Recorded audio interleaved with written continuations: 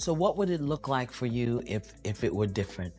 If you didn't have that responsibility and if they weren't leaning on you, what would your life look like? What would you be doing? Oh, I would have soared higher. You think so? Absolutely. I feel like I'm angry at everybody in my family. I don't like my family. If they weren't my family, it wouldn't be my friends. Toni Braxton wasn't just holding the mic. She was holding her entire family together. And now, she's finally speaking out about what fans suspected for years. She was the one earning the money, keeping the household stable, and carrying a weight no one else helped lift.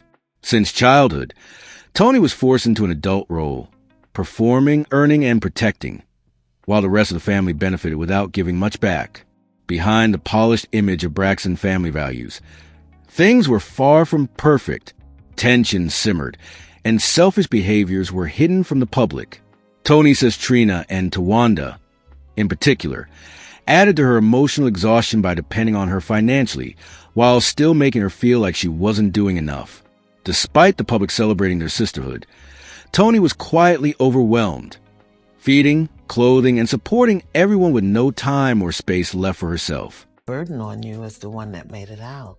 But you gotta be willing to let them fly. I feel like I do. I feel like they don't let me. Take a breath. There's a lot happening. Everyone's talking about the Braxtons returning to TV, and drama is already bubbling. From the outside, Toni Braxton seemed unstoppable.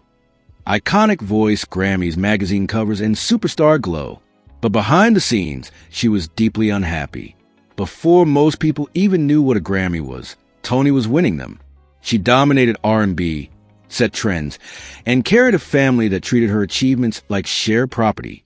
7 Grammys, more than 70 million records sold, and a voice that can move you to tears. Yet somehow she's ended up with almost nothing to show for it. That's the painful truth. 70 million in sales, and you got $1,972? Is that right? That's right. People are finally asking what really happened.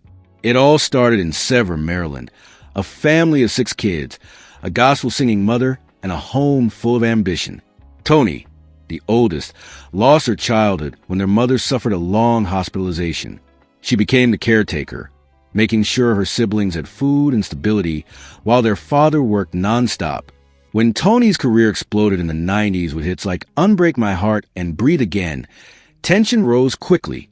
Instead of celebrating her success, her sisters started treating her like their personal bank account. About 13 or 14, my mom, she had a really bad accident. She fell. Her back was really messed up, so she was in the hospital a long time. And so I was the surrogate parent for a moment. Where was Dad? Working, had to make a living at 6 kids. Toni recently revealed how emotionally and financially drained she has been for years. She wasn't just carrying the Braxton name. She was carrying the bills, the car notes, the rent, and even the losses from failed family business ideas. She didn't give exact numbers, but it's clear she was supporting nearly everyone. While she didn't directly name names, it was obvious Trina and Tawanda were the biggest contributors to the strain. Tamar, despite her reputation for drama, was actually the one who helped with expenses and didn't ask for payment. She even did background vocals for free. Trina, meanwhile, sent invoices, and Tawanda, though paid as Toni's assistant, still wasn't truly supportive. Then came the toughest line of all: I could have soared higher if I didn't have to carry so much. That says everything. They weren't leaning on you. What would your life look like? What would you be doing? Oh, I would have soared higher. As the oldest, Toni stepped into a second mom role when their mother was hospitalized for an extended time. She handled the house while their father worked endlessly. When Toni became a superstar in the 90s with massive hits, instead of feeling uplifted by her family, she became their financial safety net. She recently opened up about being mentally and financially exhausted, carrying the name, the bills, the rent, and even their failed ventures. She didn't detail how much she spent, but it's clear she was drained. Again, she didn't list names, but the tension with Trina and Tawanda was clear. They expected to be paid to work with her. Tamar, for all her chaos, was the only sister who helped without asking for anything. And once again, Toni said a line that breaks hearts: I could have soared higher if I didn't have to carry so much. You were upset about stories that your overspending caused this. Because it would appear, and you can explain to us whatever you want to explain to us, but it would appear that even if you don't believe that you got the percentage that you felt that you got, you still knew that there was a certain amount of money coming in. And exactly. And you overspent that amount of money. Well, I was doing math. 1 + 1 is 2 all day long, all across. Toni worked hard for every part of her success, but in the end, she had to give most of it back, left with almost nothing. People didn't understand how serious things were until her infamous Oprah interview. Instead of empathy, Oprah hit her with one of the coldest questions. Basically, how can you be broke if you're famous? Toni walked in hoping for compassion and walked out humiliated.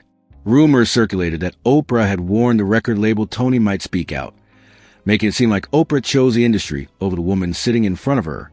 That interview didn't just sting, it damaged Toni's career. Then in 2010, things got worse. She was diagnosed with microvascular angina and lupus, forcing her to cancel her Las Vegas residency. It became clear Toni was fighting battles on every front. That happened. Because I allowed all my finances to become everyone else's finances. That's pretty much how I got. When her Vegas show was canceled, her insurance didn't cover a thing. Toni had to pay for production, lighting, musicians, hotels, and staff out of her own pocket, leading her into bankruptcy again. Then, the IRS and California Franchise Tax Board stepped in. The IRS claimed she owed over $340,000, and California added another $116,000. Together, her debt hit nearly $500,000. It leaves people asking, how does a touring legendary artist keep ending up in these financial disasters? None of my siblings have helped me take care of my mother to make sure she was okay, except for Tamar. No one said, this is before Vincent. Before Vince, Mommy's car insurance is due. Let's help Toni. Insiders say Toni's biggest burden wasn't the industry. It was her family. She supported them emotionally, financially, and professionally. When Braxton Family Values became a hit, her sisters grew resentful of the higher pay Toni and Tamar received. Filming got so tense production had a halt. Toni reportedly walked off set, done with the chaos.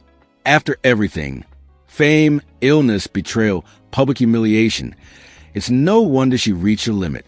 The sisters, all adults in their late 40s and 50s, were still fighting like teenagers about money and petty drama.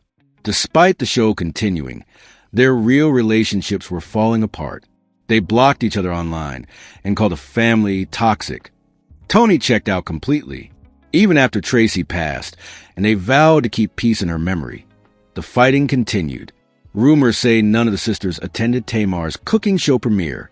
Tawanda posted shady messages online, and when she got married, Toni and Trina were bridesmaids, but Tamar wasn't invited.